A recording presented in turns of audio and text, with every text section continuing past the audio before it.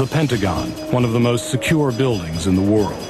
Until September 11th, when terrorists rammed a plane into its southwest wall. Engine 101, did it crash over there in the Pentagon? Is that correct? Everything sort of went into slow motion.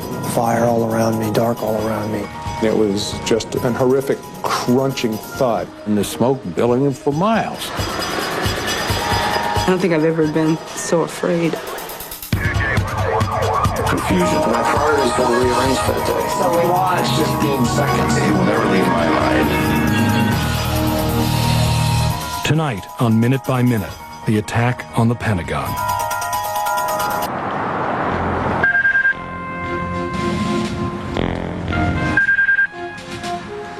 The Pentagon. The massive building sits on 29 acres just west of the Potomac River, 3 miles from the White House. While most of the nation sleeps, the citadel of American defense is already open for business. Early arrivals walk through the 18 miles of corridors, intersecting 5 rings of concentric hallways. On the C Ring's second floor, Army Legislative Liaison Ted Anderson has just begun his day. I come in to track what's occurred in Europe. I will monitor traffic, overnight traffic from overseas, and talk to European commands. Anderson is one of the 24,000 civilians and soldiers who work in the Pentagon. Several hundred of them work here in the National Military Command Center. The center spans several rings near the building's core. The staffers work around the clock, monitoring U.S. troops at home and abroad.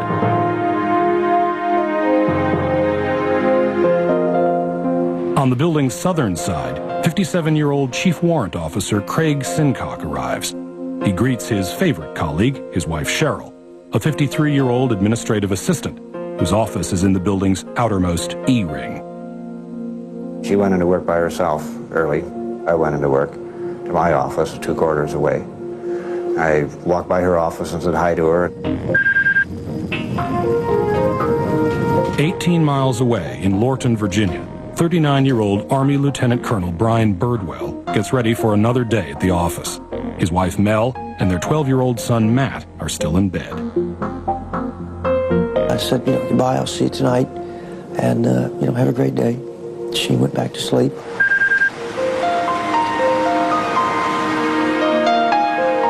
In Washington, D.C., U.S. Solicitor General Ted Olson arrives at his office, the Justice Department. Today is his 61st birthday. His wife, Barbara, a well-known political commentator, delayed a business trip to Los Angeles to be with him the night before. Barbara was on the go all the time. I was pretty busy myself, and we tried to do everything that we could to be with one another on any kind of special days. As he begins work, Barbara drives to Dulles Airport to catch her 8:10 flight to L.A. 40-year-old Lieutenant Colonel Marilyn Wills, Deputy Chief of Staff to the Army's Congressional Affairs Officer, pulls into the Pentagon parking lot. I had a meeting that I had to get to the building early. I arrived at the building, listening to my wonderful gospel music in the car.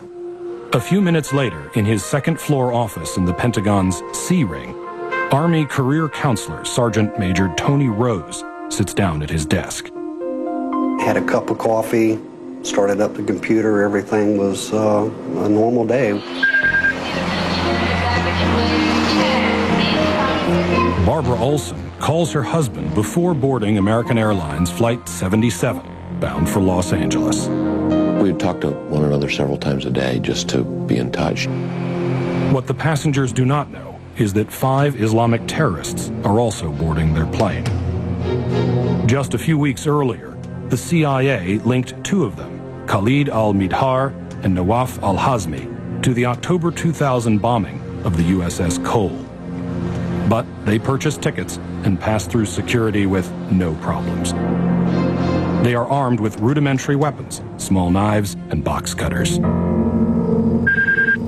On the first floor of the E Ring, 30-year-old specialist April Gallup is walking around the Army's Command Control Systems office with her 2-month-old infant son, Elijah. I was just returning from maternity leave. So I was getting him straight for daycare, doing the paperwork, saying hi to everybody, letting him meet Elijah. This just in, you were looking at obviously a very disturbing live. The news flashes throughout the Pentagon that an airplane has smashed into the North Tower of the World Trade Center in New York City. 51-year-old naval budget analyst Dick Reed hears the reports. You think, wow, you know, that's a real shame. I wonder what happened. I hope, you know, hope's not too bad. In downtown Washington, Virginia Senator John Warner, ranking member of the Armed Services Committee, has just given a speech in a building near the White House when he glimpses the news on a nearby TV.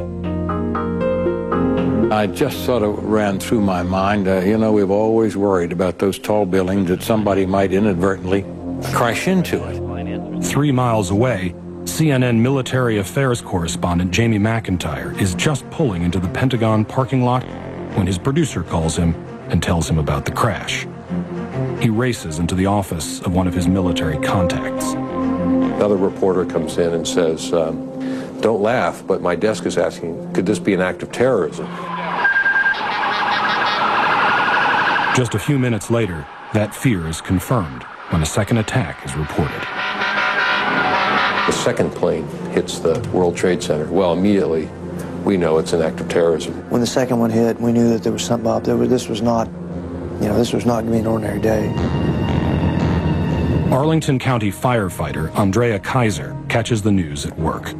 The first thing that I started thinking was all the stairs that the firefighters are going to have to climb in New York. I was thinking, wow, that's 100 and something stories. They have a lot of climbing ahead of them. Moments later, the Pentagon heightens its level of alert to Threat Con Alpha. American Airlines Flight 77 is no longer headed for Los Angeles. The 5 terrorists have taken over the cockpit and are steering the jet back east toward the White House. They have disabled the plane's transponder, which helps air traffic controllers to track its flight path. Solicitor General Ted Olson is at his desk watching news of the World Trade Center attacks when a coworker tells him that his wife Barbara is on the phone. She is on Flight 77. I was first relieved to hear from her. I thought, well, she's okay. But then she told me that her plane had been hijacked. The call gets cut off. And I was pretty sure something bad was going to happen. At the same time, FAA radar picks up Flight 77 heading towards Washington. Officials immediately notify the military. Vice President Dick Cheney is taken down to the command center in the White House basement. Within minutes, 2 F-16 fighter planes take off from Langley Air Force Base in Hampton, Virginia, to try and intercept the plane. They are 130 miles away from the Pentagon. I have spoken to the Vice President. 800 miles south, President George W. Bush interrupts an appearance at a grade school in Florida. And I've ordered that the full resources of the federal government go to help the victims and their families, and to conduct a full-scale investigation to hunt down and to find those folks who committed this act. As President Bush makes his statement, Flight 77 circles over Virginia. The terrorists tell their hostages to call their loved ones and tell them they are about to die. Barbara Olson calls her husband again. We both reassured one another that everything was going to be okay. And I did tell her about the 2 planes that went into the World Trade Center. I had to tell her that. So she knew, I think, what she was dealing with. Flight 77 is flying near the restricted airspace above the White House. The 2 F-16 fighters are 12 minutes away. The plane makes a sudden turn west toward the Pentagon. The hijackers drop the plane to under 7,000 feet.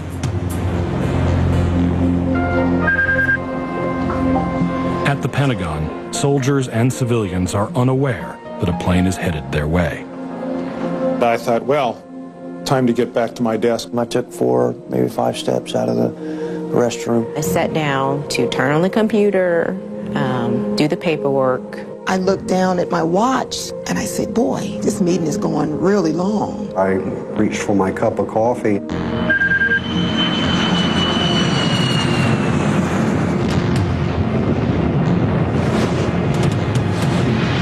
American Airlines Flight 77 tears into the southwest face of the Pentagon at 450 miles an hour. It was just an horrific crunching thud. Everything sort of went into slow motion. People started falling.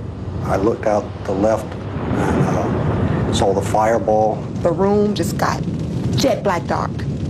You can just feel this enormous amount of heat. And I could feel it burn the end of my hair, and I just immediately went to the fetal position. Fire all around me, dark all around me. I eventually cried out, Jesus, I'm coming to see you. As the third terrorist strike in less than an hour throws the nation into a state of panic, Pentagon employees fight to escape a fortress now in flames.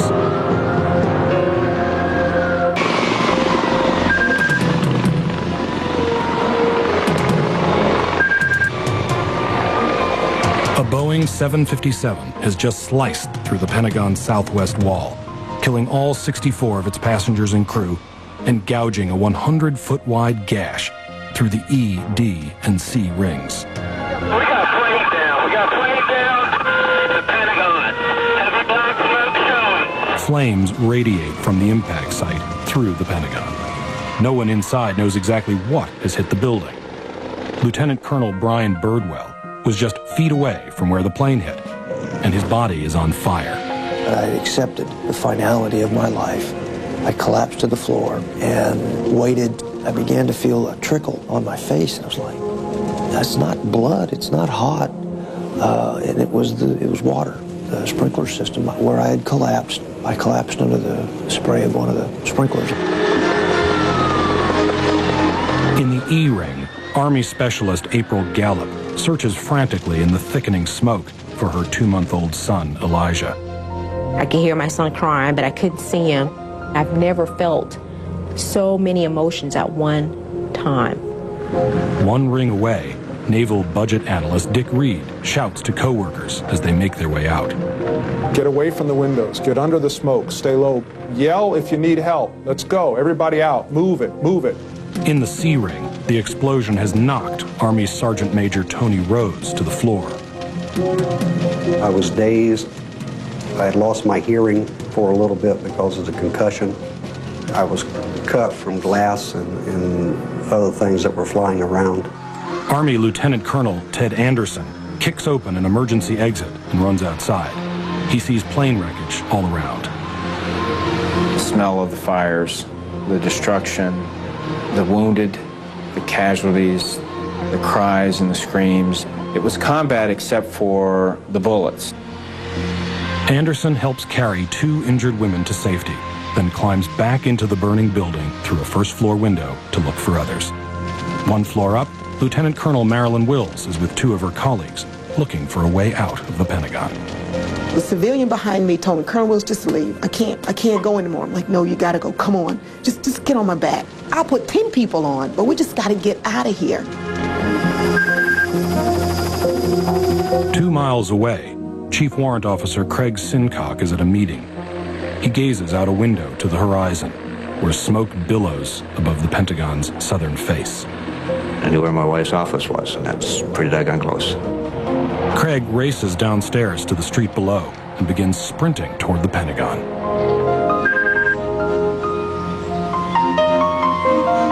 In his office 3 miles away, Virginia Senator John Warner gathers his staff.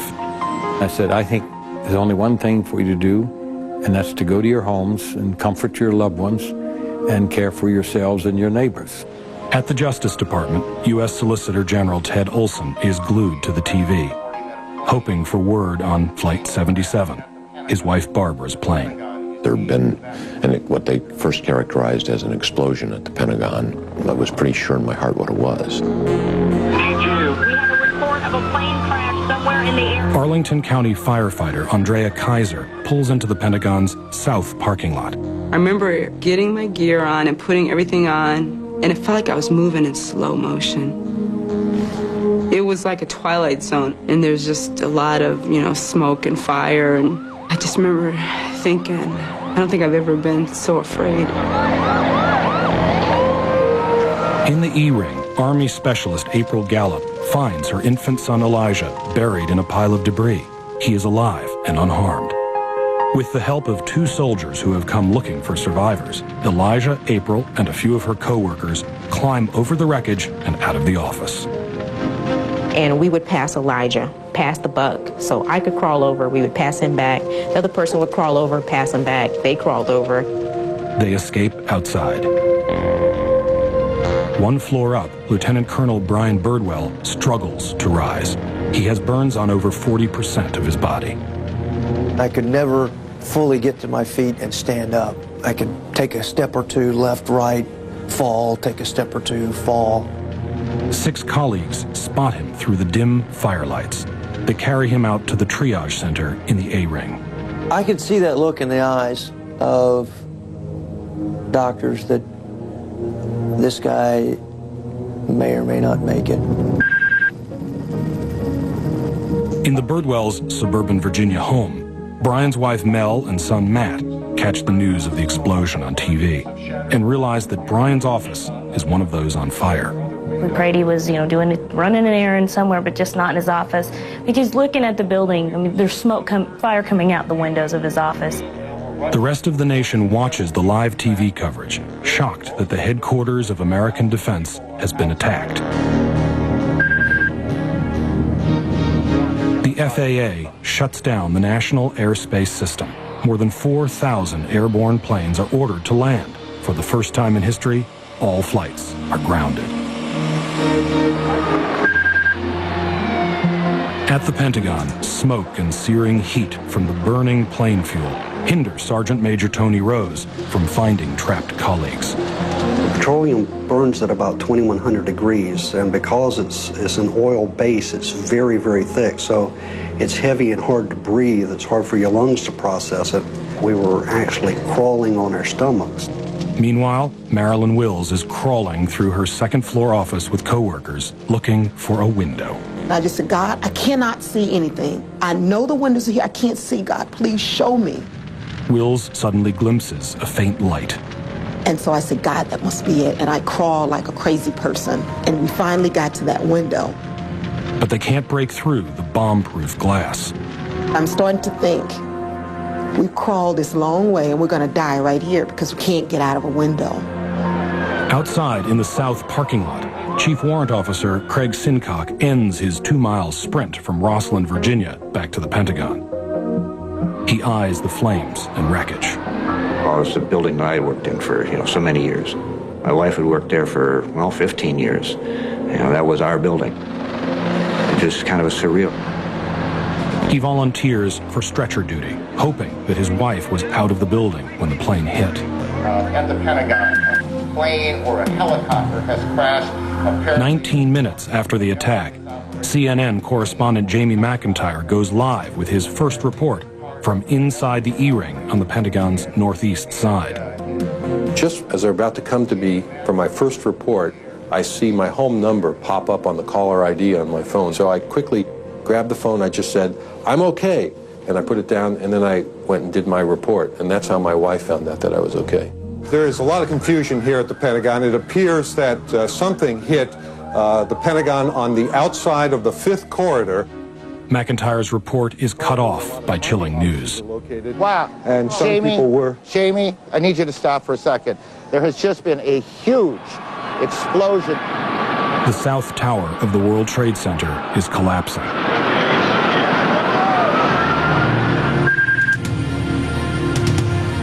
And the terrorists have yet another plane under their control, United Flight 93. The plane is turning toward Washington, D.C., and will throw the area into panic. Where is it, John? Get back! Get back! They got another inbound plane! Josh! Everybody get back! Get back!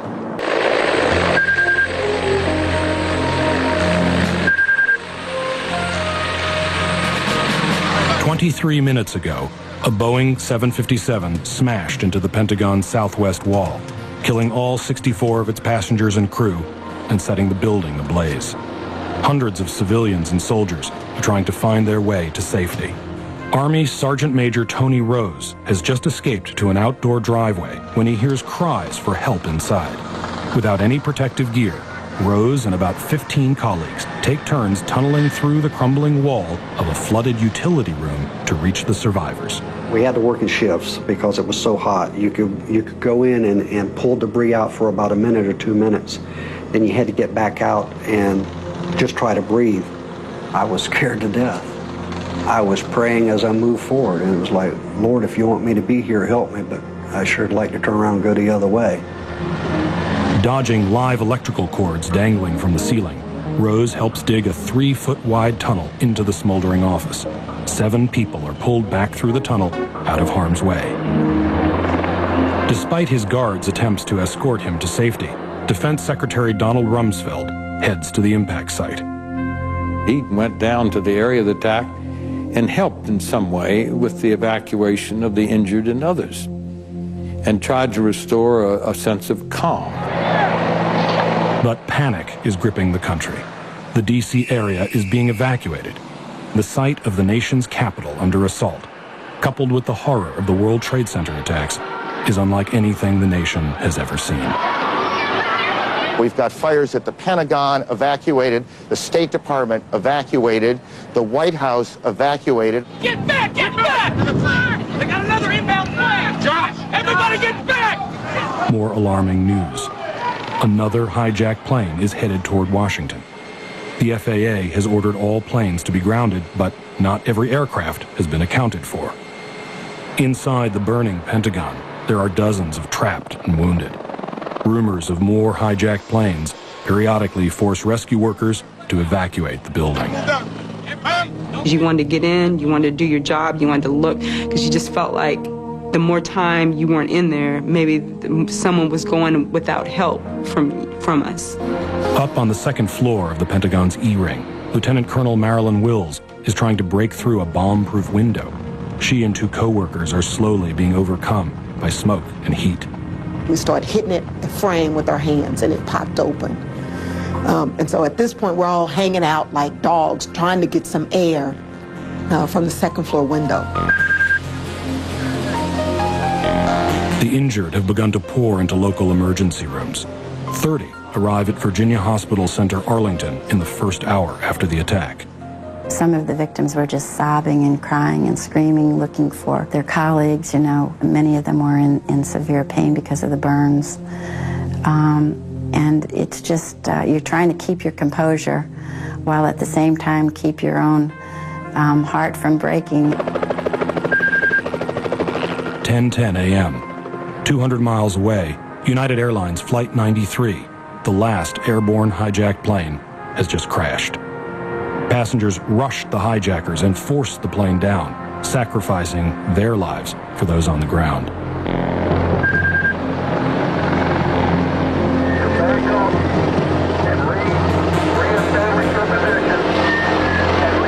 At the southwest corner of the Pentagon, the building's upper 3 floors cave in on the 2 stories below. Marilyn Wills and her co-workers are hanging out a second-floor window that overlooks a driveway. There were people below in a smoking area. They looked up and they saw us trying to gasp for air, and they were saying, "Come on, we have you, just jump, we got you." So as I climbed out of the window, I'm climbing on top of men who have just stacked their bodies to make a ladder. She is brought to a triage area. I'm hearing people saying, she's dying, and I'm thinking to myself, I'm not dying. But I couldn't say it because I couldn't talk.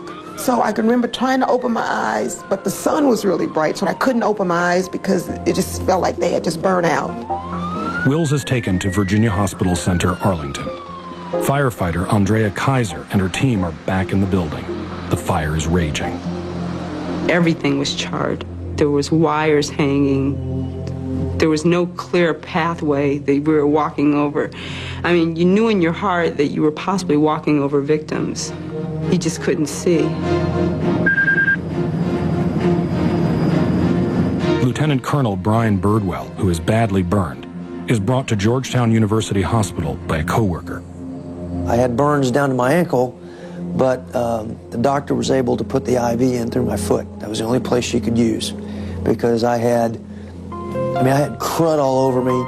One of Brian's colleagues calls his wife Mel and tells her that Brian is severely injured. He just holding on to any glimmer of hope that he's, everything's going to be fine.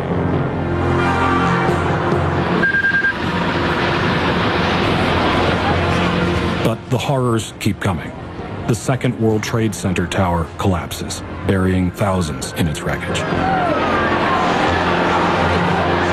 And in the Pentagon, firefighters are risking their lives to try and find more survivors and put out the raging fire.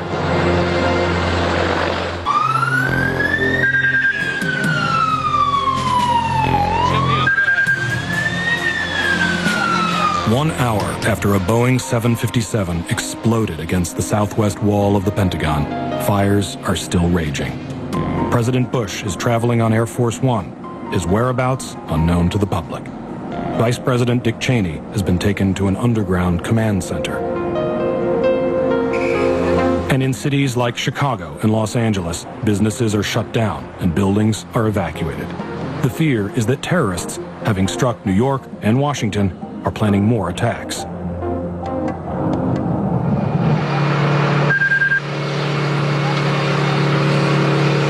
Back at the Pentagon, firefighters must check on the National Military Command Center, the nerve center for U.S. military operations worldwide. Combat veteran Lieutenant Colonel Ted Anderson is tapped to lead firefighters to the secure control room.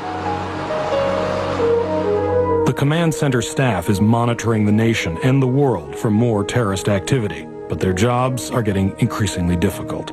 They were starting to take on smoke. They could not evacuate. Their orders were to remain in place. The firefighters must be certain that the command center remains operational. Ted Anderson leads them in. Chief Warrant Officer Craig Sincock is outside, helping with stretchers. He still has no idea if his wife Cheryl was in the Pentagon when the plane hit. He looks up at the charred wall that was once her office. Burning, and I try not to look at that, but every once in a while you look and it's almost like you're drawn to it, and then the fear starts to come. You knew that if anybody was in that location, that they didn't survive. Sergeant Major Tony Rose, along with dozens of other employees, is helping any way he can with the rescue efforts. He agrees to work with the FBI, recovering body parts. I saw parts of a small child, and I couldn't fathom why anyone would do this to an innocent child. You can come after me because I'm a soldier. That's what I do. But not innocent women and children. At Virginia Hospital Center, Arlington, Lieutenant Colonel Marilyn Wills, who led 2 co-workers to safety, is on a respirator. She is suffering from severe smoke inhalation. I call it a fried throat or charred throat. I had burns across the back between both of my shoulder blades, burns down my knees and my leg. At area emergency rooms, the rush of incoming wounded has slowed. All of a sudden we thought, if we're not getting victims, then there aren't any. How many are dead? And it was just almost like a hopeless, helpless, awful feeling. At police headquarters on Capitol Hill, Senator John Warner, who as a former Secretary of the Navy knows the Pentagon intimately, is watching the news with a group of his colleagues. Finally, he can't sit still any longer. The Pentagon is where I spent over 5 years of my life, and I'm going to go over there. And someone said, well, you can't. There's just no way to get there. And I said, try me. Senator Warner gets in his car and maneuvers his way through the gridlock toward the Pentagon.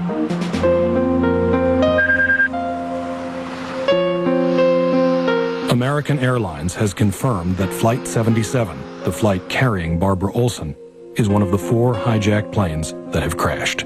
I started making phone calls to my family and Barbara's family and some close friends because I did not want people to discover this information for the first time by seeing things on television. Back at the Pentagon, a group of firefighters led by Lieutenant Colonel Ted Anderson are making their way through the burning building. Their mission? to ensure the safety of those who are charged with defending the nation in this time of chaos. Those who run the National Military Command Center, located just across the courtyard from the impact site. We negotiated our way into the NMCC. Everybody was outfitted with surgical masks. They were scrambling. It was chaotic, but it was a controlled environment. People were making decisions. They just looked a little different. Firefighters test the air quality and decide it's safe for staffers to stay inside.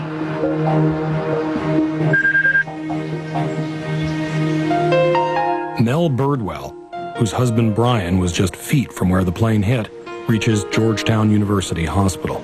Her husband is unconscious and badly burned.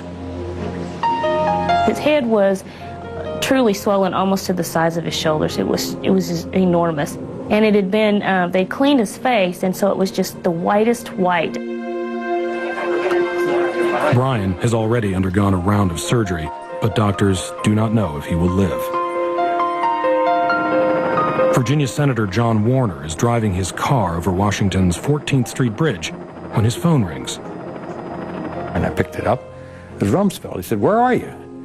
And I said, "Well, Rummy, I'm on the bridge, and I cannot believe what I see. The flames coming up out of the building where I'd spent so much of my lifetime, and the smoke billowing for miles." He said, "Well, hurry up." Location.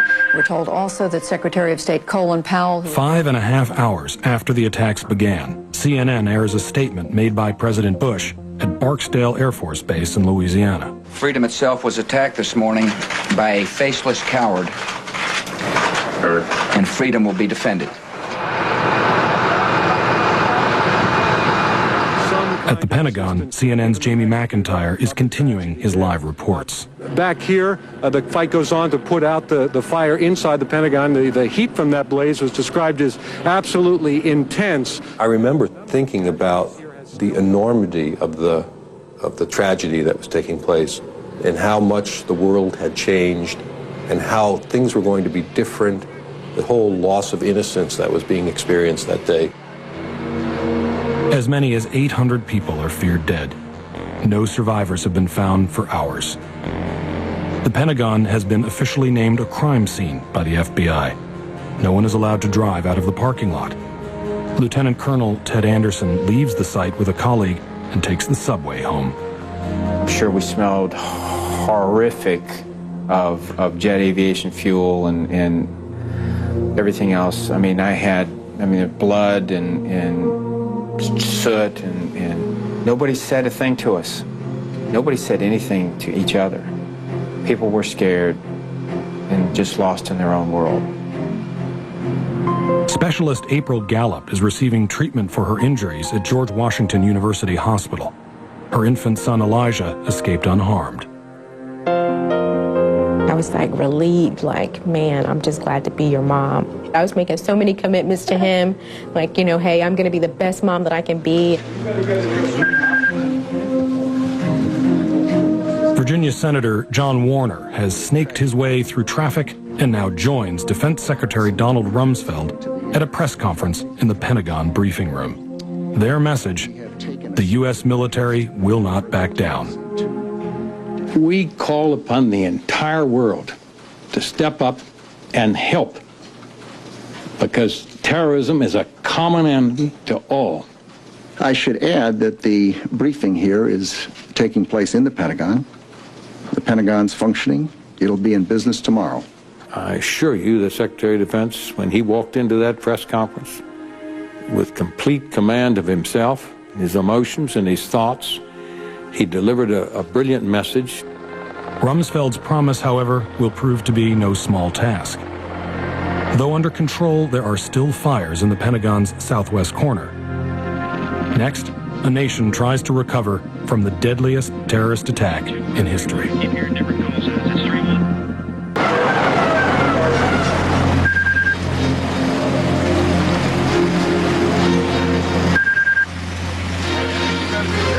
As day becomes night, millions across the country watch as rescue teams try to find any survivors in the Pentagon and the World Trade Center. The details are becoming clearer, and a suspect has already been named. It begs the question, if not Osama bin Laden, then who? Then who? President Bush addresses the nation from the Oval Office. These acts of mass murder were intended to frighten our nation into chaos and retreat. But they have failed. Our country is strong. Chief Warrant Officer Craig Sincock returns home. There is still no sign of his wife Cheryl. He knows there is little hope that she is still alive. I ran inside the house, and I just told my son, I don't want to talk to anybody. Locked myself in my bedroom, and I just threw myself in bed and cried, and I just yelled at God. I was mad. Physically and emotionally exhausted, Solicitor General Ted Olson decides to try to get some sleep. In his bedroom, he finds a note on his pillow. It's from his wife, Barbara, one of the passengers on the plane that crashed into the Pentagon. She wrote it that morning before leaving for the airport. It's like as if she was speaking to me. She was speaking to me, but it's after I knew that she was gone. It was quite something. It sort of stopped me cold. September 12th, 9 a.m. True to Defense Secretary Donald Rumsfeld's word, the Pentagon is open for business, but it's not business as usual. Firefighters continue to douse small fires, and troops guard the hallways. Several thousand Pentagon employees show up for work. You could smell the smoke, and you were stepping on the grime, and there were squads of soldiers walking in the halls with rifles. The building is full of smoke, and you don a surgical mask, and you go about your daily chores. And there is plenty of work to be done. The priority? To figure out America's response.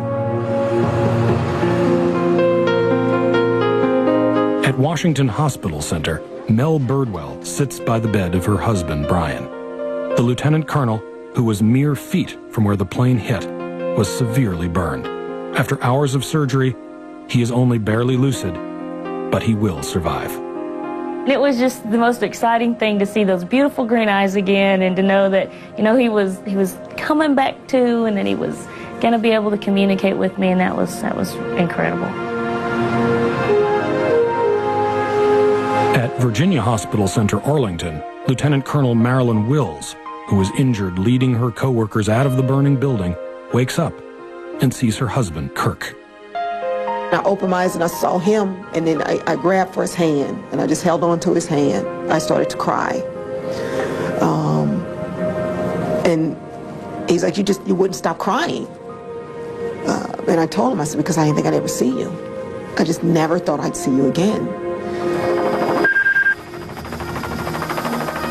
Chief Warrant Officer Craig Sincock, whose wife Cheryl was in the Pentagon when the plane hit, gets the phone call he's been dreading. His wife is missing and presumed dead.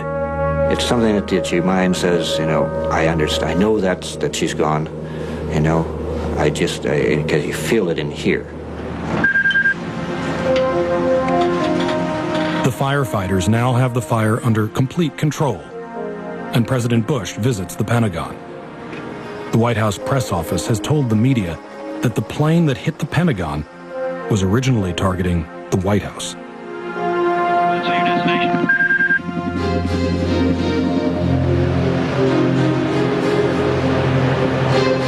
Two days after the attack, the Defense Department announces that 125 civilians and soldiers died in the Pentagon. In addition, 64 passengers and crew died on Flight 77. In New York, there are thousands more dead. The actual total will not be known for months. On October 7th, the U.S. begins airstrikes on Afghanistan with the intent to destroy the force behind the September 11th attacks, the Al-Qaeda network led by Osama bin Laden. Jamie McIntyre is there at the Pentagon right now, where he was 1 month ago today. 1 month after the terrorist attacks, the Pentagon holds a memorial service for all who perished.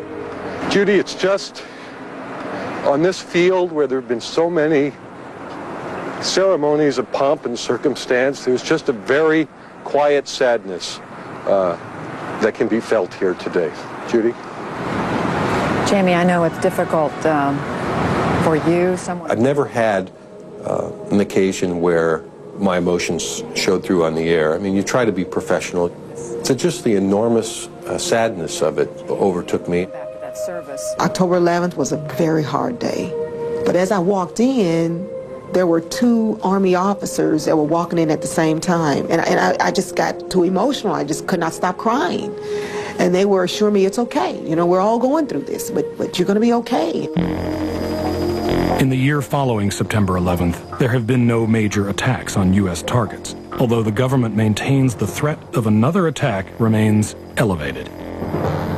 We must reconcile ourselves that we're never going to go back. That's a line of departure, as we say in the military, 911.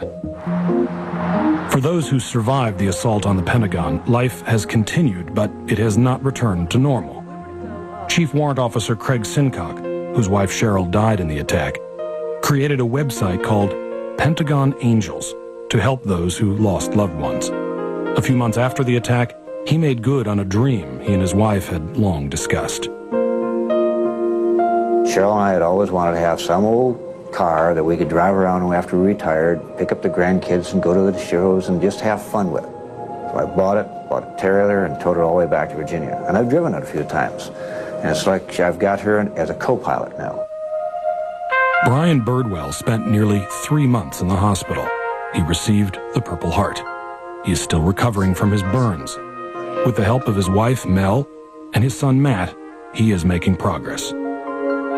He is a hero because the things he has gone through are unimaginable. I'm just looking forward to the day that his life isn't consumed with physical therapy and wound care, and that he can just be Brian again. We'll live a wonderful life, and Mel and I will enjoy each other's company with our children, our son and grandchildren for a number of years to come. Sergeant Major Tony Rose, Lieutenant Colonel Ted Anderson, and Lieutenant Colonel Marilyn Wills all received medals for their work helping people to safety. I'm not a hero. I'm a survivor, and if you were there, you would come out with me, regardless. People ask me all the time, you know, do you think about this? Do you have scars? Blah, blah, blah. No. Honestly, in the beginning, I was working 15, 16 hours a day, and it just left me with exhaustion. That was my therapy, and I think that got me through the hump. 1 month after the attack, Army Specialist April Gallup also received a Purple Heart and counts herself lucky her infant son Elisha was not injured that day. Getting your medal is very important as a soldier, but to me, it was a testament that I was alive and my son was alive. So I was happy that I was alive to live to be his mother, because he's my award, he's my reward. Like black smoke set against a perfect blue sky, the memory of September 11th remains, for these survivors and for an entire nation, a haunting mix of horror and heroism. Now I know the vulnerability that the other countries feel. I feel that now. If I could have gotten my hands around certain people's necks that day, I would have gladly broken their neck. And even now, I feel those urges because of what we saw. It is very easy to feel angry. I think I've focused my energies into surviving, moving forward with my life, doing the best that I can. This country is united at all levels to deal with it, accept the risk, stick out our chin, and go on about our business. We're not going to let these people who want to take their hatred out upon us defeat us in any way.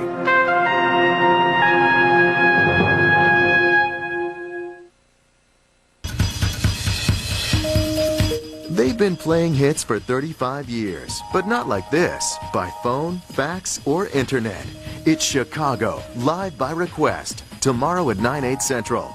Now, Third Watch is next on A&E.